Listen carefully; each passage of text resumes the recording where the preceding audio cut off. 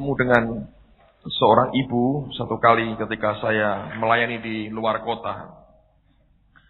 Ibu ini seorang ibu yang saleh, ibu yang rohani, dan dia cinta dengan keluarganya. Satu hari saya diundang dan dia berkata kepada saya begini, "Pak, anak saya itu besok mau pindah rumah. Tolong bisa nggak Bapak malam ini mendoakan rumah anak saya?" Saya karena waktunya memungkinkan dan malam itu tidak ada acara, jadi saya mengiyakan. Saya akan datang ke rumah dari anak ibu ini. Pada waktu saya melihat kenyataan itu, dalam hati pertama saya berkata begini, Tuhan ini indah sekali ya, ada seorang ibu yang begitu memperhatikan anaknya. Dan pada waktu saya sampai di rumah itu, ternyata yang kumpul adalah ibu ini dengan seorang temannya, atau dua orang temannya, dan menantunya, jadi istri daripada anaknya. Akhirnya saya tanya, ini kemana anaknya yang laki kok tidak muncul, saudara? Yang ada hanya istrinya. Dan ternyata dia lagi main golf. Jadi saya punya pikiran pertama begini, Tuhan ini enak sekali ya kalau punya ibu yang rohani begini. Jadi dia ngerti akan kebutuhan anaknya lebih daripada anaknya tahu kebutuhan dirinya sendiri. Waduh, kalau punya kehidupan, keluarga, orang tua yang memikirkan anaknya seperti ini, tentu ini indah sekali. Tapi Roh Kudus tiba-tiba berkata begini, pada waktu kami menyembah Tuhan, dia berkata begini, beritahu kepada anakku ini, artinya ibu ini, bahwa dia memang sudah seorang giant killer, pembunuh raksasa. Tetapi Tuhan mau dia didik anak-anaknya untuk juga menjadi pembunuh raksasa. Dan itu mengagetkan saya karena saya teringat dengan kisah Daud seperti yang saya sampaikan 2 minggu yang lalu. Pada waktu itu saya sampaikan kepada ibu ini, saya berkata ibu memang sudah baik. Tapi alangkah luar biasanya kalau ibu juga didik anak ibu sampai jadi seperti ibu. Jadi nuruni apa yang ibunya ini alami dengan Tuhan. Dan setelah itu beberapa hari kemudian Tuhan berbicara kepada saya. Dia berkata ada perang-perang yang sebenarnya bukan perangmu dan bukan perang yang harus engkau hadapi. Dan akhirnya itu yang mencelikkan mata rohani saya. Dan saya mau bagikan sesuatu yang penting buat saudara malam hari ini. Coba buka bersama dengan saya 2 Samuel pasal yang ke-21. Saya ingin membaca dari ayat 15 sampai dengan ayat yang ke-17. 2 Samuel pasal yang ke-21. Perhatikan ayat 15 sampai dengan ayat yang ke-17. Firman Tuhan berkata, ketika terjadi lagi peperangan antara orang Filistin dan orang Israel, maka berangkatlah Daud bersama-sama dengan orang-orangnya, lalu berperang melawan orang Filistin, sampai Daud menjadi letih lesu. 16. Yisbi-Benob yang termasuk keturunan raksasa, berat tombaknya 300 shikal tembaga, dan ia menyandang pedang yang baru, menyangka dapat menewaskan Daud. Tetapi Abisai anak Seruya datang menolong Daud, lalu merobohkan dan membunuh orang Filistin itu.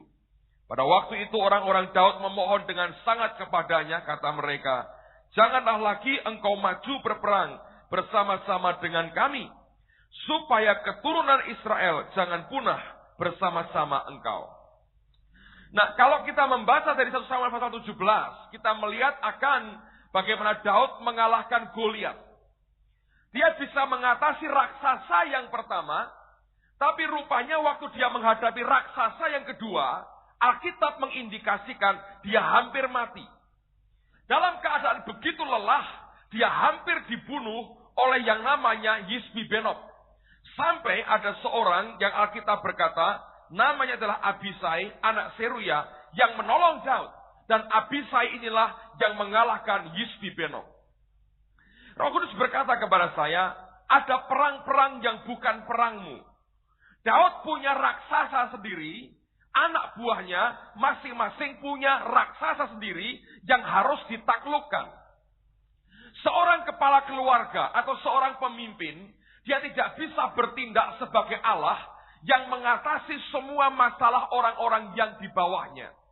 Tuhan berkata kepada saya begini, kamu tidak bisa menyelesaikan persoalan jemaatmu. Kalau engkau mencoba menyelesaikan persoalan jemaatmu, engkau akan seperti Daud, engkau bahkan mungkin bisa dikalahkan. Karena setiap kita sebenarnya memiliki raksasa masing-masing. Saudara harus bisa menaklukkan raksasamu sendiri. Oleh karena itu, orang Kristen secara pribadi masing-masing harus kuat di hadapan Tuhan. Nah, apa gunanya hamba Tuhan? 5 jawatan saya pernah katakan berulang kali, tugasnya hanya memperlengkapi saudara. Saya punya raksasa saya sendiri. Anda masing-masing punya raksasamu sendiri. Saya bisa membantu, memberikan akan pendapat, memberikan saran, memberikan batu. Seperti Daud punya 4 batu sisa diberikan untuk 4 orang anak buahnya untuk mengalahkan sisa 4 raksasa yang lain. Tugas saya adalah setiap kali saya membuka hati saya berikan batu itu kepada saudara. Lalu saudara yang punya kewajiban untuk melemparkan batu itu sendiri bersama dengan Allah dan membunuh akan raksasamu sendiri. Orang percaya harus mengerti bahwa semua kita Allah menghendaki pribadi demi pribadi harus kuat masing-masing di hadapan Tuhan dan tidak bergantung kepada siapapun dalam keadaan apapun. Apa yang kami berikan, yang saya berikan, yang kami hamba-hamba Allah berikan. Seperti orang memberikan batu kepada saudara. Tanganmu harus terlatih, harus begitu terampil dan begitu kuat untuk kau bisa melemparkan batu itu sendiri. Waktu Daud menghadapi Yisbi-Benob, ternyata itu bukan peperangannya. Nah, kalau itu bukan peperangannya, sekuat-kuatnya kita tidak akan mungkin kita bisa menalahkan akan musuh orang lain. Oleh karena itu Allah melihat kita sungguh-sungguh sebagai pribadi demi pribadi yang harus kuat di hadapannya. Nah, Daud belajar dari pengalaman itu. Pada waktu dia akan mati, dia menyerahkan tahtanya kepada Salomo anaknya. Dan Salomo ini sudah dibekali dengan banyak hal yang luar biasa. Yang pertama dia berikan tahtanya. Dia berikan dia berkata, Salomo, aku berikan tahtaku kepadamu. Aku berikan kekuasaan, aku berikan tentara, aku berikan rakyat, semua aku beri. Yang kedua, aku berikan hartaku, semua yang engkau butuhkan, aku berikan kepadamu. Yang ketiga, dia berikan blueprint cetak biru daripada bait Allah yang akan dibangun. Semua sudah disiapkan. Tapi itu ternyata tidak cukup. Persiapan yang hanya fisik tidak menolong banyak. Karena semua yang dari persiapan fisik, perlengkapan fisik hanya akibat daripada hubungan dia dengan Allahnya. Oleh karena itu, lihat dan dengarkan nasihatnya. Coba buka Sarut Tawarikh pasal yang ke-28. Sarut Tawarikh pasal yang ke-28. Perhatikan pada ayat yang ke-9. Apa yang Daud ini pesankan kepada anaknya. Sarut Tawarikh pasal 28. Ayat yang ke-9. Alkitab berkata, dan engkau anakku Salomo, kenalah Allahnya ayahmu. Dan beribadahlah kepadanya dengan tulus ikhlas dan dengan rela hati. Sebab Tuhan menyelidiki segala hati dan mengerti segala niat dan cita-cita. Jika engkau mencari dia, maka ia berkenan ditemui olehmu. Tetapi jika engkau meninggalkan dia, maka ia akan membuang engkau untuk selama-lamanya. Dia sudah berikan tahtanya, kekuasaannya, tentaranya, duitnya, cetak biru bait Allah. Semua yang Daud punya ditinggalkan untuk anaknya. Tapi nasihat yang paling hebat yang dia berikan kepada orang yang akan menggantikannya adalah, dia berkata, kenalah Allahnya ayahmu, karena itu sumber dari segala-galanya. Banyak orang hanya melihat akan permukaan, hasil daripada apa yang anak-anak Tuhan dan hamba-hamba Tuhan peroleh bersama dengan Allahnya. Saya berkata itu ternyata tidak cukup, saudara. Engkau harus bertemu dengan sumbernya. Kenapa bisa seperti ini? Sumbernya di mana? Sumbernya siapa? Engkau harus ketemu dengan sumbernya. Saya masih teringat beberapa tahun yang lalu, saya ikut KKR dan seminar dari Benny Hinn di Amerika. Pada waktu itu kami bersama dengan Ibu Indri juga ikut, dan beberapa teman di Semarang. Saya lupa tahun berapa, karena beberapa kali kami ikut acara semacam itu. Nah, suatu kali saudara, apa yang terjadi? Pada waktu itu dia berkata, semua hamba Tuhan maju ke depan, saya mau berdoa. Nah, saya ini duduk di barisan depan. Jadi saya bisa lompat, saya bisa maju ke depan. Ini panggung dari kayu, saya mepet di sini. Tanpa saya sadari, hidup saya dalam bahaya. Anda tahu, ribuan orang itu berdesak-desakan di belakang saya. Jadi kemana Benny Hinn pergi, ini orang ngarahnya ke situ. Jadi makin Benny Hinn mendekat saudara ke arah saya ini makin teriak-teriak. Tapi mau kepada siapa? Ini orang gede-gede di belakang saya. Saya sampai tak sikuti, nggak kerosok saudara. Itu orang nekan terus, saya bilang, lama-lama gua mati dibunuh para pendeta ini. Bisa mencedel saudara. Ditekan ribuan orang. Sampai doa saya, Tuhan, singkirin Benny Hinn ke sana. Saya nggak mau dia dekat-dekat sama gua, mati. Saya kalau gitu.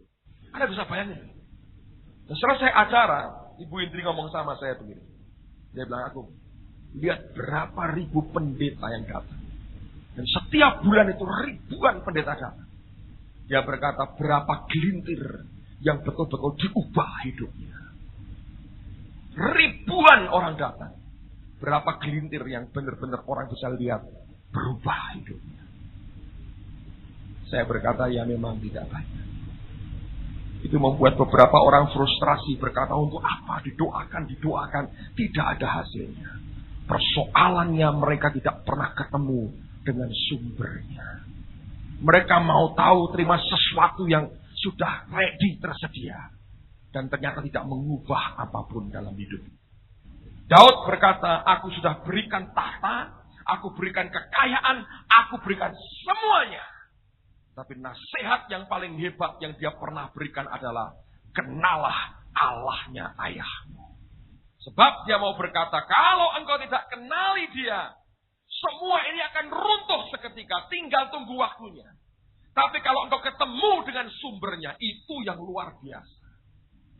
Saudara sekalian, orang boleh mendapatkan air dari air hujan atau dari siapapun.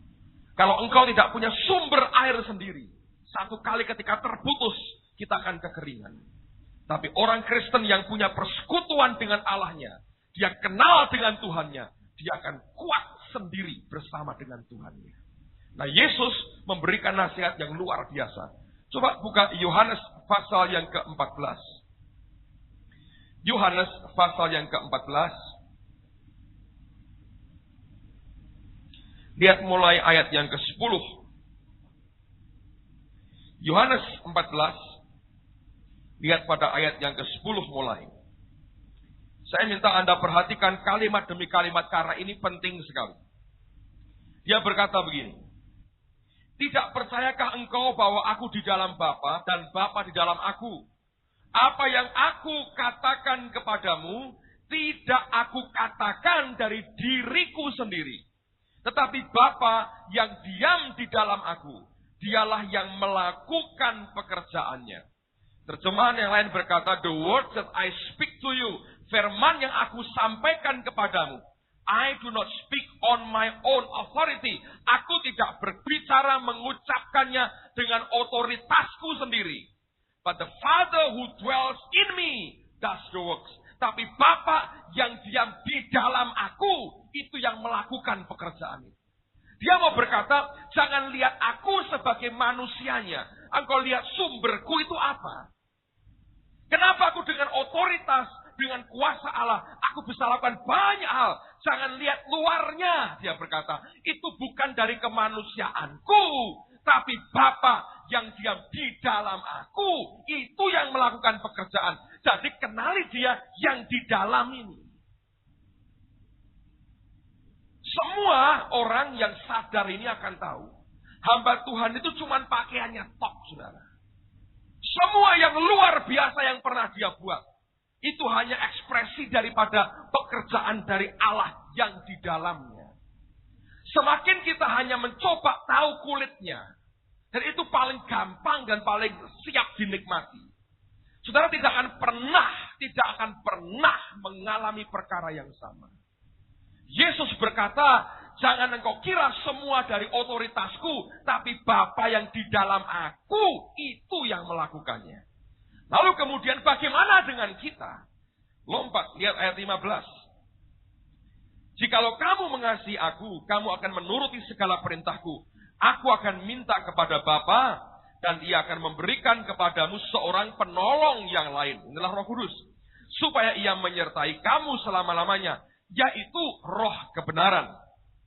Dunia tidak dapat menerima Dia, sebab dunia tidak melihat Dia dan tidak mengenal Dia. Tetapi kamu mengenal Dia. Sebab, apa sebabnya? Ia menyertai kamu dan akan diam di dalam kamu. Nah, dengan kata lain, saudara, ini hal yang luar biasa. Karena kalau Anda perhatikan, lompat ayat 12. Balik 12, ayat 12.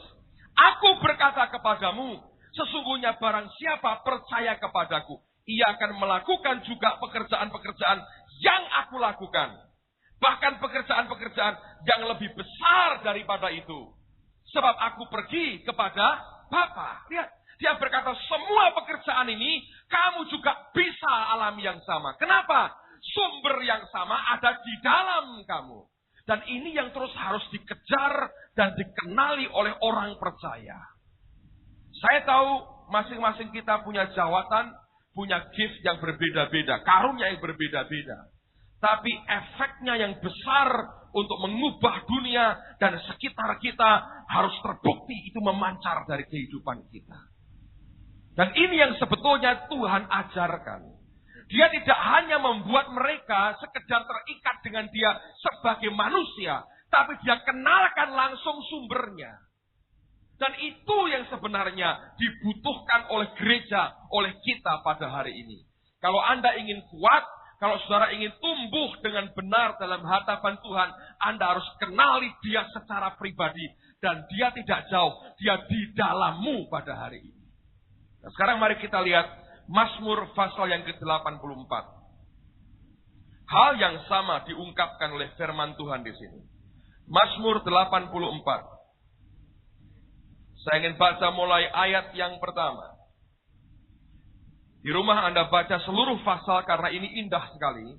Tapi oleh karena waktu, saya tidak akan bacakan seluruh pasal, hanya beberapa ayat saja, supaya Anda bisa melihat akan apa yang perlu kita ketahui hari ini. Mazmur 84, lihat mulai ayat yang pertama. Untuk pemimpin biduan menurut lagu Gitit, Mazmur Bani Korah. Betapa disenangi tempat kediaman-Mu, ya Tuhan semesta alam. Jiwaku hancur karena merindukan pelataran-pelataran Tuhan. Hatiku dan dagingku bersorak-sorai kepada Allah yang hidup. Dalam terjemahan yang lain dikatakan, How lovely is your tabernacle, O Lord of hosts, betapa indahnya akan tempat kediaman-Mu, ya Allah Tuhan semesta alam. My soul longs, jiwaku merindukan, yes even faint, bahkan sangat menginginkan, sangat rindu sekali. For the courts of the Lord, akan pelataran Tuhan. Dan dia berkata, my heart and my flesh, hatiku dan dagingku, cry out for the living God, menjerit, minta akan Allah yang hidup. Itu kerinduan, saudara. Kerinduan untuk ingin Tuhan dalam kehidupan kita. Ayat yang keempat. Bahkan burung pipit telah mendapat sebuah rumah dan burung layang-layang sebuah sarang tempat menaruh anak-anaknya. Pada mesbah-mesbah-Mu ya Tuhan semesta alam, ya Rajaku dan Allahku. Berbahagialah orang-orang yang diam di rumah-Mu, yang terus-menerus memuji-muji Engkau, Selah. Berbahagialah manusia yang kekuatannya di dalam Engkau, yang berhasrat mengadakan ziarah. Apabila melintasi lembah Baka, mereka akan membuatnya menjadi tempat yang bermata air. Bahkan hujan pada awal musim menyelubunginya dengan berkat. Mereka berjalan makin lama makin kuat, hendak menghadap Allah di Sion. Dalam terjemahan yang lain dikatakan ayat yang kelima, Blessed is the man whose strength is in you. Diberkatilah orang yang kekuatannya di dalam engkau. Whose heart is set on pilgrimage. Yang hatinya diarahkan untuk ziarah. Ziarah itu mau kemana? Ke Tuhan, saudara. Jadi hati diarahkan bukan ke yang lain, tapi kenali akan Allahnya, mengingini akan Tuhan saja. Dan tidak banyak orang Kristen yang hatinya diarahkan untuk berziarah dan datang sampai bertemu dengan dia. Dikatakan, as they pass through the valley of Baca, waktu mereka melewati lembah Baca atau lembah air mata, tidak akan dibuatnya sebagai mata air. Lalu kemudian ayat yang ke-7, they go from strength to strength, mereka akan makin kuat. Makin lama mereka akan makin kuat. Each one, setiap mereka appears before God in Zion, akan muncul menghadap kepada Allah di Sion.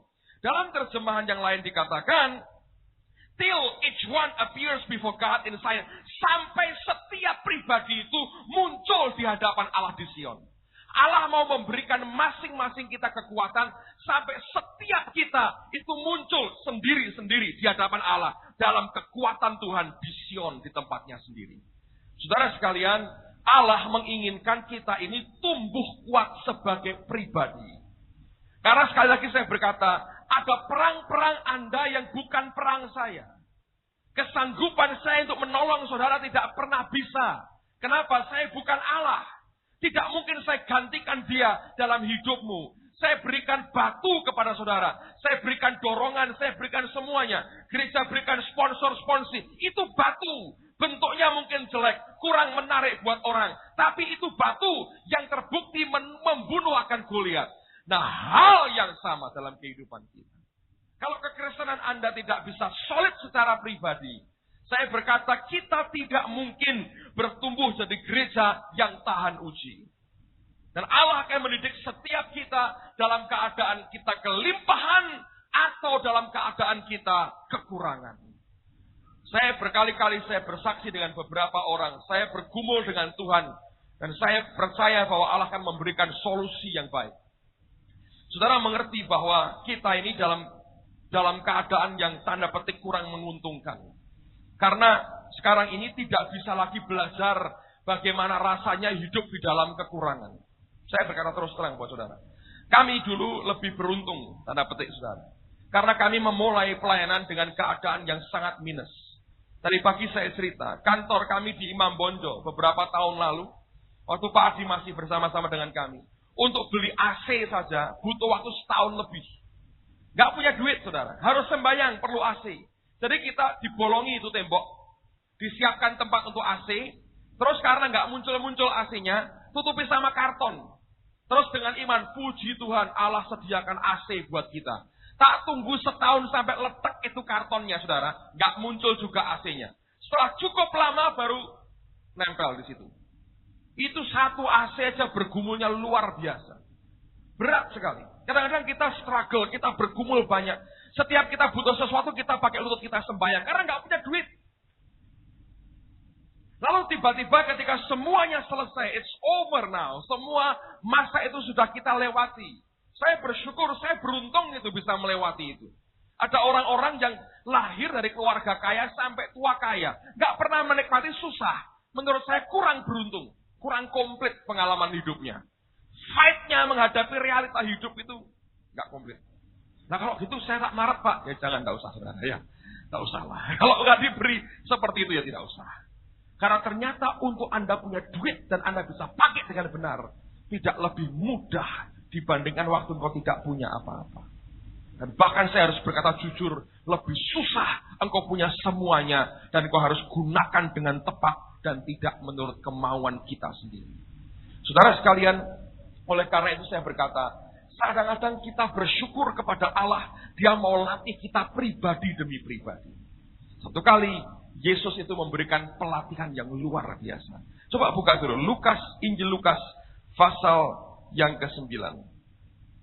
Lukas pasal yang ke-9, ayat yang pertama sampai dengan ayat yang ketiga. Lukas 9, ayat pertama sampai dengan ayat yang ketiga. Maka Yesus memanggil ke-12 muridnya, lalu memberikan tenaga dan kuasa kepada mereka untuk mengusir setan-setan dan untuk menyembuhkan penyakit-penyakit. Dan ia mengutus mereka untuk memberitakan kerajaan Allah dan untuk menyembuhkan orang. Katanya kepada mereka, dengerin saudara. Jangan membawa apa-apa dalam perjalananmu. Jangan membawa tongkat atau bekal, roti atau uang, atau 2 helai baju. Nggak boleh. Bukan Tuhan lagi nggak punya duit, saudara. Lalu berkata, murid-murid, sorry ini, duitnya kagak ada. harus tetap pelayanan tanpa duit. Bukan. Yesus itu dalam pelayanannya, dengerin, tidak pernah mengeluh soal uang, tidak pernah kurang soal uang. Dan bahkan tendensinya duitnya banyak. Dia tidak pernah mengangkat sekretaris, enggak ada. Wakil ketua enggak pernah ada. Komisaris enggak pernah ada. Yang jabatan dia angkat cuma satu, bendahara. Kalau enggak punya duit, untuk apa ada bendahara, saudara? Dan bukan cuma bendahara biasa. Bendaharanya bisa korupsi. Yudas Alkitab berkata, tukang korupsi. Kalau duitnya sedikit, korupsi apa? Gampang ketahuan. Kalau duitnya banyak, baru bisa dikorupsi. Jadi tendensinya duitnya banyak. Nah kira-kira begini. Yudas, duitnya mana? Paket kira-kira. Waduh, konangan. Tapi Tuhan tahu. Berikan kepadaku semua. Waduh, dipecat. Enggak. Dia berkata, sekarang pergi. Dan dia berkata, tidak usah bawa duit. Anda bisa bayangin. Suruh pergi, nggak bawa duit. Jadi kira-kira ntar kalau balik Cina tuh nggak usah bawa duit gitu ya. Keluar nggak dari Indonesia kira-kira bayar pajak di airport 8.800 tambah stiker SIGIM 1.000. Lalu Anda keluar sampai di Cengkareng 250.000 untuk fiskalnya. Lalu airport tax 25.000. Bisa keluar nggak itu kita coba nih? Gak bawa duit katanya. Bayangin. Semua itu ngelatih sebetulnya sudah. Kadang-kadang Tuhan dengan kita ya begitu kan. Tuhan aku perlu duit. Dia bilang tidak perlu duit. Jalan. Itu latihan sebetulnya. Untuk apa sebetulnya? Dia mau buktikan bagaimana dia Allah yang sanggup sediakan semua yang kita butuhkan. Kita harus belajar bergerak bersama dengan Tuhan. Waktu engkau kurang dan waktu engkau limpah. Dua-duanya engkau harus jalan dengan Allah.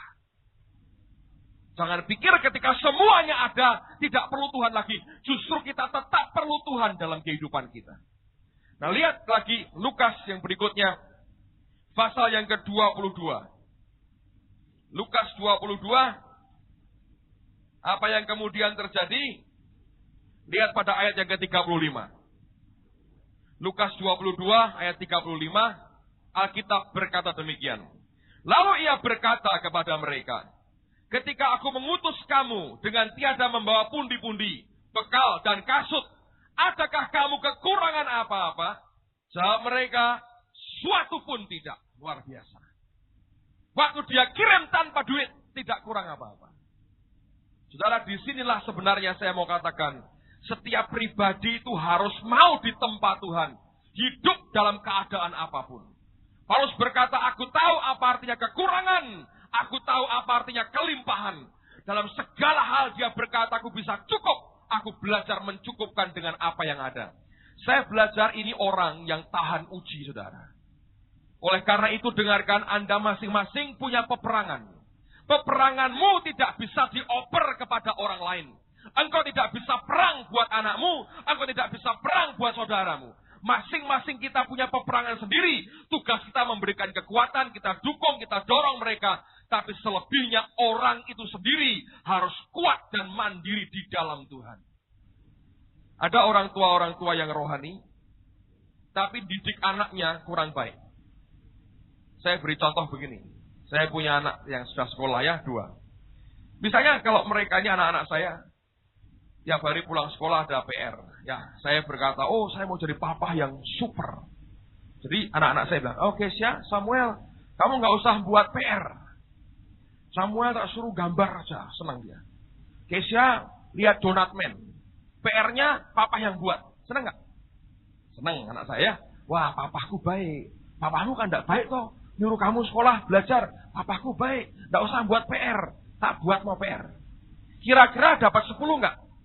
Yang kemungkinan besar lah ya, masih SD, saudara ya. Kira-kira saya masih bisa handle itu soal-soalnya. Jadi saya buatkan 10 terus kalau PR. Apakah itu perbuatan yang baik? Saya beritahu, saya sedang secara sistematis menghancurkan hari depan anak saya sendiri. Nah, hal rohani perkara yang sama. Saya tidak mungkin bermain sebagai Tuhan dalam hidupmu. Playga, gak bisa. Ada apa-apa, datang kepada gua, konseling sama gua. Entar gua tanya Tuhan, oh Tuhan, suaramu apa? Suruh puasa. Puasa tolong dino nak, beres katanya. 2 dukun apa saudara. Gak bisa. Jadi kalau Anda tanyakan Pak suara Tuhan, takon dewi saudara. Tak ajari caranya dengar suara Tuhan. Setiap kali saya share, saya berikan batu kepada saudara. Lalu Anda akan kuat. Kalau tidak, saya sedang menarik saudara untuk terikat dengan saya. Sebetulnya apa? Secara sistematis, saya sedang menghancurkan hidupmu sendiri. Dan itu yang paling enak sebetulnya.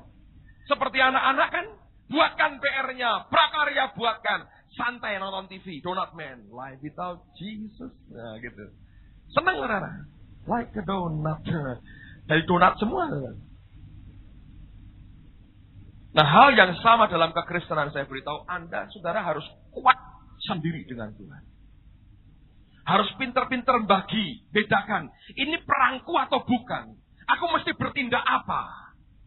Kalau ini perangku, aku mesti menghadapinya seperti apa? Kalau ini bukan perangku, aku mesti seperti apa? Dan kita mesti pinter-pinter bagi, lihat kemana Tuhan mau bawa kita. Dan hanya kalau itu peperangan kita, saudara akan melihat kemenangan besar dia beri. Saya bukan orang yang suka cari kerjaan. Ada teman-teman yang hobinya itu kegiatan sana sini, cari kerjaan. Pokoknya biar tenaganya habis. Saya berkata bodoh sekali. Kalau itu bukan perang, gua akan mengalami kekalahan demi kekalahan yang merusak hidup rohani kita. Ada teman saya berkata, Pak pokoknya yang tersedia di depan tak kerjain semua. Loh kalau kamu mau cari kesempatan pelayanan tak cari no. Sampai gak ada waktu sama sekali bisa. Tapi saya berkata kita masing-masing punya peperangan sendiri. Itu yang engkau fokuskan di sini saya harus menang. Kalau engkau bisa atasi satu itu saudara efeknya besar sekali. Daripada engkau perang sana, perang sini, perang sana, perang sini. Sini nggak mati, sini kelenger aja tidak, ini pusing aja tidak. Akhirnya kita nggak berbuat apapun. Belajar, cek dengan Tuhan. Peperanganku yang di mana? Saudara akan lihat kemuliaan Tuhan. Beberapa hari, 3 hari sebelum saya ke India, saya mendoakan seorang tante. Saya nggak perlu sebut nama ya. Dan beliau ini dekat dengan saya, dengan keluarga kami sejak saya masih kecil sebetulnya. Dulu ketika saya dioperasi amandel waktu saya TK, dia yang tingokin di rumah sakit, belikan es krim, suapin es krim buat saya. Saya masuk sekolah SD, dia carikan sekolah, dia bantuin gitu, supaya saya bisa sekolah di SD Katolik di Bernardus. Nah, cukup lama tidak ada kontak, dan sampai saya jadi hamba Tuhan, saya melayani, dan dia sibuk dalam pelayanannya juga. Saya dengar terakhir sakit, dan saya belum sempat tengokin, dan tiba-tiba sudah dalam keadaan koma. Saya juga sibuk sekali dan nggak tahu ya, nggak bisa pas untuk bisa nengokin. Sampai beberapa saudaranya coba telepon saya minta supaya saya tengokin. Dan akhirnya saya datang juga 1 kali. Dan mau saya masuk ke ruangan itu sudah koma di ICU sudah sekian bulan koma. Tentu itu menekan buat keluarga ya. Jadi saya masuk, ini teman hamba Tuhan sudah mulai mau doa buat tante ini. Jadi saya ikut di belakangnya, saya duduk, saya berdiri di belakangnya, saya mendukung dalam doa. Selesai dia berdoa, dia ngomong gini. Oh menurut saya ini rohnya sedang syafaat. Dia ngomong gini. Tapi roh saya berkata enggak. Ada sesuatu. Tapi dia bilang, oh ini rohnya begini. Ya sudah. Jadi dia keluar, saya ikut keluar. Masa dia keluar terus gantian saya yang mendoakan. Lalu saya ngomong lain lagi kan ngaco. Jadi saya ikut keluar. Saya keluar, ya saya pamit, saya pulang. Seminggu kemudian atau 10 hari setelah itu saya ditelepon lagi. Saya dibilang ini gimana kok masih tidak ada perubahan apa-apa. Terus minta supaya saya datang. Sebenarnya secara waktu berat sekali. Saya janji mau pergi dengan anak-anak. Tapi saya berdoa dengan Tuhan. Tuhan ini perangku bukan. Ini bagianku tidak. Dan kalau bagianku apa yang harus aku buat. Mari belajar tajam saudara. Supaya kita tidak ninju angin gitu ya. Energi itu di-save, dipelihara untuk hal yang sekali Anda tembak itu dampaknya bisa besar. Jangan dieser-eser gitu energinya untuk hal-hal yang tidak ada gunanya. Sini ngerjakan ini. Akhirnya Anda tidak punya power apa-apa kok. Dan semua mentah semua. Untuk apa? Saya belajar, coba lihat gitu mana yang perlu kita gitu. Anda lihat hasilnya luar biasa. Amen. Nah waktu itu Tuhan berkata, ya ini bagian. Dan Tuhan berkata, ini kondisinya begini. Ini yang harus kamu buat begini. Saya datang langsung ke dia, anak-anak saya di luar semua. Dan saya ketemu dengan Arifiyah waktu itu ya. Dan Pak Chandra saya dengar juga di situ, cuma saya nggak ketemu. Saya datang dan saya ketemu sama keluarganya, saya berkata, ini Tuhan ngomong gini, ya kita doa. Aneh waktu diomongin, ini loh, Agung datang. Orang tutup matanya, sudah mulai ngorok loh. Terbuka loh. Saya kaget, tak pikir bangun loh. Sudah mundur saya, ternyata hanya buka mata. Buka mata. Terus kemudian saya ngomong dengan dia, apa yang Tuhan katakan. Terus saya ajak ngomong beberapa saat doa, kalau nggak pulang, 3 hari pulang. Itu karena bagian saya, itu karena perang saya. Kalau itu bukan bagian saya, itu bukan perang saya, Tuhan tidak mengutus saya, nggak ada apa-apanya. Jadi energi kita, Paulus berkata, aku tidak mau ninju angin. Orang Kristen akhir zaman ini, Anda harus, oh Pak, saya nggak disuruh apa-apa. 3 tahun kok nganggur, nggak disuruh apa-apa. Ya itu malas sama itu sudah. Atau rak krungu apa-apa. Anda harus tidak boleh jadi sok rohani Anda tutup dengan berkata tidak disuruh Tuhan. Anda mesti proof, teruji dengan buah dalam hidup. Saya berdoa supaya kita bisa membedakan mana yang dari Tuhan dan mana yang bukan dari Tuhan. Amen. Ayat yang terakhir, Mazmur 81. Mazmur pasal yang ke-81.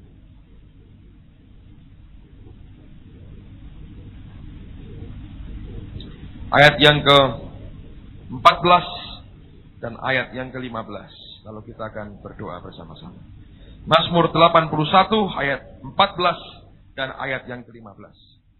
Sekiranya umatku mendengarkan aku, sekiranya Israel hidup menurut jalan yang kutunjukkan, seketika itu juga musuh mereka kutundukkan, dan terhadap para lawan mereka aku balikkan tanganku. Cuman 2. Dengar dan hidup menurut jalan yang kutunjukkan. Hear and obey. Anda cuma dengar dan mentaati. Beres. Orang Kristen harus belajar mendengar, lalu kita mentaati apa yang Tuhan perintahkan. Saya pernah saksikan kan 2 minggu yang lalu. Sejak gedung ini lunas dari utangnya, bulan Mei tahun lalu, selama setahun nggak terjadi apa-apa. Saya bukannya melepaskan, tapi saya berdoa. Dan saya nggak merasa apa-apa. Saya tunggu aja apa yang Tuhan mau. Dan kalau Anda lihat perkembangannya makin bulan makin tambah sedikit. Kondisi keuangan tambah parah. Bulan sebelumnya, bulan Maret, kira-kira Maret atau Februari 1,3. Lalu tinggal 1,2. Dan itu tidak ada perkembangan apa-apa, kita tahu. Nggak ada apa-apa. Buat saya nggak tahu. Saya suruh apapun nggak tahu. Ya saya diam aja. Beberapa teman berkata, Pak, ayo kita galang sana lagi. Saya nggak disuruh apa-apa. Saya nggak mau hanya paksa-paksa orang memberi tanpa ada istilahnya unction. Unction. Dorongan dari dalam. Sampai satu kali saya sharing dengan teman-teman panitia. Saya bilang, kita percepat pembangunan ini. Dan panitia selesaikan aja tembok dan mimbar ini, kemudian selesai. Kita nanti bentuk panda kecil yang untuk teruskan yang sisanya. Dan nggak perlu terlalu besar lagi. Nanti tiba-tiba Roh Kudus berkata, saya diberi penglihatan. Diberi penglihatan ada bak kamar mandi di rumah saya itu dikuras. Roh Kudus berkata, kuras bak. Saya lihat itu masih tinggal 1 jubin dalam penglihatan ini. Dia berkata, kuras habiskan. Saya bilang, Tuhan, untuk apa? Apa artinya nguras bak? Duitmu dikuras, habiskan. Jadi saya ngomong sama istri saya, Tuhan suruh kita nguras bak.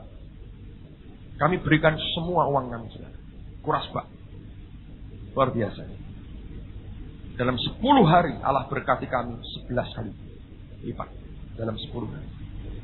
Dan yang hebat adalah kita lihat dalam 1 minggu persembahan di gedung, persembahan di gereja ini. Sama nilainya dengan yang biasa dikumpulkan dalam 1 bulan. Kayak Tuhan ngomong begini, ini kamu kumpulin ini ya. Yap, seminggu pertama gini, sekian juta ini. Setahun berapa, ini gua kasih sekali, bang, selesai. Luar biasa. Mulai minggu depan tidak ada lagi persembahan untuk gedung. Persembahan kedua semua kita pakai untuk misi. Amen, saudara. Berkat bagi bangsa-bangsa untuk luar, bukan untuk kepentingan kita. Mari kita memberkati yang di luar, memberkati gereja lain, memberkati desa-desa, memberkati bangsa-bangsa untuk kemuliaan Tuhan. Dan tidak dimakan untuk diri sendiri. Tapi semua itu butuh apa? Anda perlu dengar, Anda perlu taat. Ini saya lemparkan batu pada saudara. Saya tahu sebagian berkata, wah indah, dikantongi di sini. Anda berani lemparkan dengan tangan yang terlatih, saudara akan bisa membunuh raksasa dalam hidup. Ini yang dibutuhkan oleh gereja hari ini, saudara. Dan jangan pernah berkata, oh karena dia pendeta, dia hamba Tuhan, dia bisa buat semuanya ini. Siapa yang bilang? Semua kita. Bahkan Yesus berkata, kamu bisa melakukan pekerjaan-pekerjaan yang aku lakukan. Kurang apa? Kalau kita melakukan seperti yang dibuat oleh Yesus. Bukankah itu luar biasa? Nah mari kita tumbuh ke situ, saudara.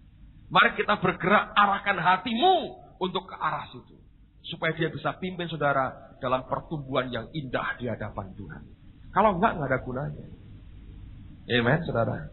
Kalau saudara dengar orang mengalami anugerah-anugerah Tuhan, saudara mesti lihat apa yang harus saya buat. Cek di sini, jalanin. Anda akan mengalami terobosan besar dalam hidup. Saya percaya kalau Charlie berkata tidak, lalu saya suruh bersaksi. Hari ini nyesel ya kira-kira. Kenapa gua enggak? Lalu dia berkata, ya saya sengaja mumpet. 2 hal kenapa saya mumpet. 1, saya terus terang ngeri. Kalau enggak bisa berhenti itu. Panjang kesaksiannya, tak pikir pendek dibuat singkat. Enggak. Panjang. Cuma dia pintar, berhikmat. Dia pakai juga ambil dari lagu. Tadi enggak dia saksikan. Kalimat dari lagu bahasa Inggris itu, saudara. Itu diomong kayak bener makanya. He came from heaven to earth to show the way. Ya bener, saudara. Makanya pas nyanyi itu nyanyi no. Tapi kita berterima kasih lah untuk anugerah Tuhan dalam hidupnya ya saudara. Itu hikmat lah. Nggak bisa ngono toh. Kita harusnya apalin lagunya Pak Thomas dulu, ngajari di sini apa itu, ngomong ambek nyanyi nggak apa-apa saudara. Pokoknya kan diurap itu. Ya banyak orang mungkin bahasa Inggrisnya lebih baik dari dia. Kesempatan. Kadang-kadang Tuhan tuh pakai yang begitu-begitu. Yang secara kualitas manusia itu memang orang berkata nggak mungkin. Justru dia mau berkata supaya kamu tahu siapa gua. Ini laris kasih orang bukan kartu nama lah, kertas nama. Mereka tidak punya kartu nama.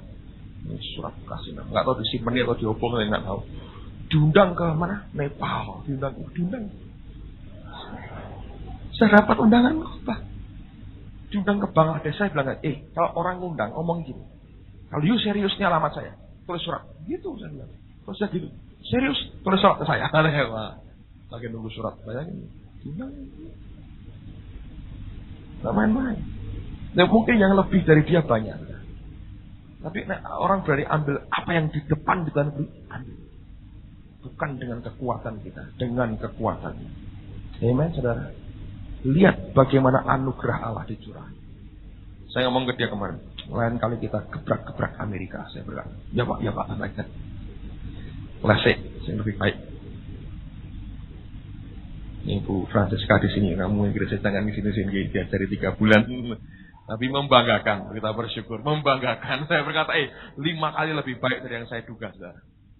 Semua. Karena kalau lihat Charlie, Anda itu di video full coverage, saudara.